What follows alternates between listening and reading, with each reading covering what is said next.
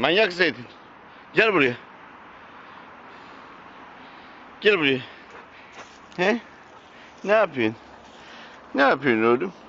Ne yapıyor oğlum benim, ne yapıyor, ne yapıyor? Öpecek mi oğlum beni? He? Öpecek mi oğlum beni?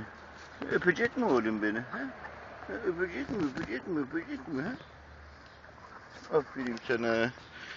Aferin sana. Aferin sana. Aferin sana.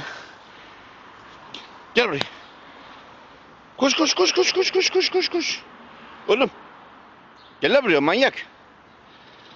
Lan manyak deyince ismini nasıl biliyorsun? Manyak deyince ismini nasıl biliyorsun? İsmini. He? İsmini nasıl biliyorsun manyak deyince? He? Değil mi? İsmini nasıl biliyorsun manyak deyince? Tamam da dişini dokundurma da oğlum.